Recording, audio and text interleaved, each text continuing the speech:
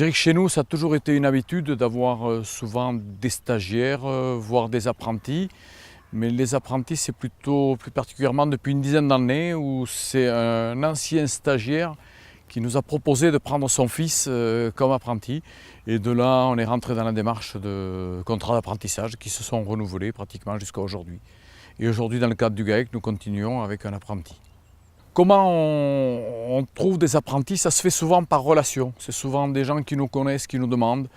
Dans le cas de Quentin, c'est sa tante. Un jour où j'étais à côté de chez elle dans une parcelle à Vézac, et elle m'a demandé si je pouvais avoir un contact avec son beau-frère, sa belle-sœur, pour prendre éventuellement son neveu, qui était un petit peu un échec scolaire en troisième et qui lui souhaitait s'orienter vers l'agriculture. Ses parents n'étaient pas convaincus, mais lui c'était son idée.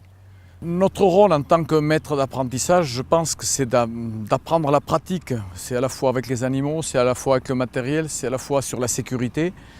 Et après, c'est de bien faire le lien avec les formateurs qui apprennent la théorie au CFA. Et ça, je dirais que ça se passe bien puisque nous échangeons régulièrement, y compris quand on voit un apprenti qui peut avoir un coup de blues. On s'appelle, on se dit pourquoi il y a un problème aujourd'hui et on arrive à rectifier et à orienter les jeunes dans le bon sens.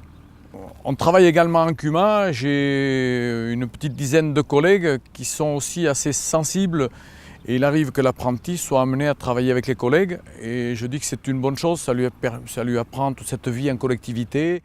J'ai choisi de partir sur l'apprentissage parce que l'école, je voulais pas trop y rester, quoi.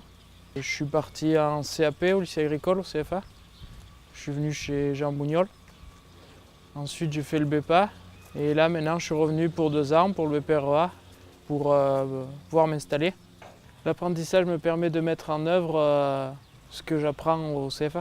Le BPREA, je ne sais pas si je l'aurais eu par la voie scolaire. À travers le milieu de l'apprentissage, j'ai découvert le métier que je voulais faire. Maintenant, je suis plus à l'aise, que ce soit avec les animaux ou avec le matériel. Ce qui est important, c'est dans l'échange avec l'apprenti. De par leur formation théorique, ils vont beaucoup en visite d'exploitation. Il nous arrive d'en parler quand ils reviennent et d'échanger sur nos pratiques, sur les pratiques qui se passent ailleurs.